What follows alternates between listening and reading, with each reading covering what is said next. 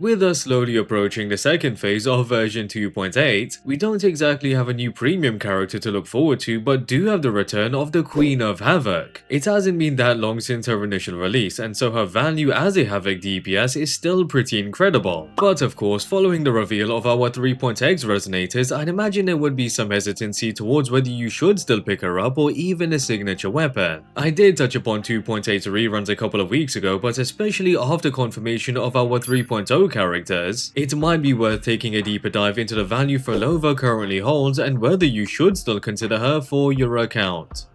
Before we jump into this, if you are interested in more WutheringWaves content, would really appreciate it if you could subscribe and drop a like if you enjoyed the video. Now before anything, it's probably worth mentioning Phrolova's banner is going to hold a lot more value than majority of banners, given it is going to feature our newest 4-star resonator Buling. So especially with the fact Buling does seem to have some supportive aspects to her kit, there is a lot of potential for her to become a fantastic 4-star resonator, and perhaps the main reason why some players will consider pulling on the 2.8 reruns. So as for the banner as a whole, it will offer more value than usual, and so it wouldn't be that bad of an idea to spend a few multis, as for some it would be a chance at picking up 2 new characters.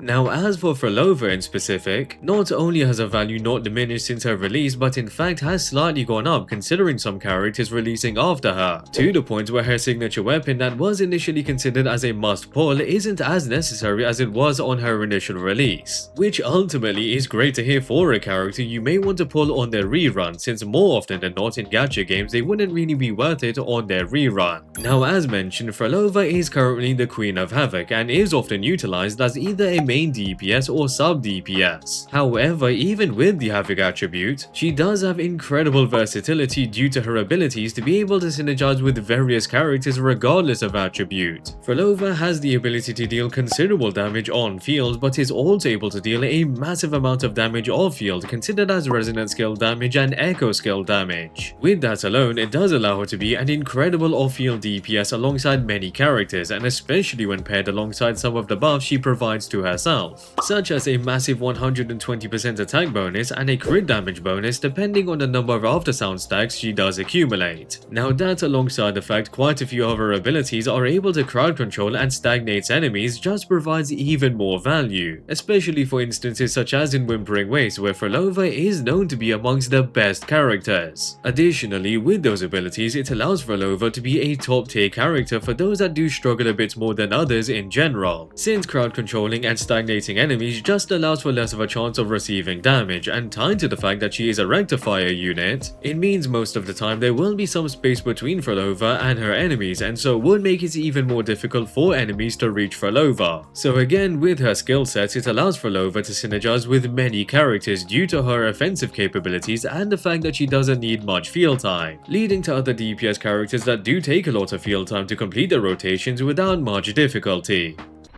Now, like any character, there are going to be a few best-in-slot compositions that will be preferred and allow Phrolova to perform at her best, especially when her outro skill provides a Havoc damage amplification and heavy attack damage amplification, which means characters that are capable of dealing damage considered as one of those damage types will of course benefit even more when alongside Phrolova. Now, the main composition you would find Phrolova at her best would be the Echo skill damage composition, which has a few different variations, but the best performing variation is Phrolova alongside Cantarella and Yuan. One of those characters that released after Phrolova and really impacted her value is in fact Yuan, considering he does fit that niche role as an echo skill damage amplifier through both his outro and forte abilities, increasing and amplifying echo skill damage for allies significantly. Additionally, he is able to deal multiple skills considered as echo skills, which allows Phrolova to stack aftersound stacks even more efficiently and deal more damage overall. So it goes without saying that Yuan has seriously stepped up Phrolova's overall value, to the point where the signature weapon as mentioned that was considered as more of a must due to the echo skill damage amplification it provides is no longer that much of a must. So with Yuan alongside Cantarella also amplifying Phrolova's DPS, they would allow Phrolova to perform exceptionally well across most game modes and especially within wave-based content. Now that aside, previously the echo skill damage composition was also known as the Mono Havoc composition, with Roccia being in the third slot instead of Yuan, which currently is still a great team to use since it still is able to clear a lot of content. That alongside a few other synergies based on Phrolova playing as a sub DPS for a main DPS that deals heavy attack damage, such as Galbrena, Phoebe, and even Jiyan, it's clear to see there are various alternative options that can utilize Phrolova, which means she does have incredible versatility.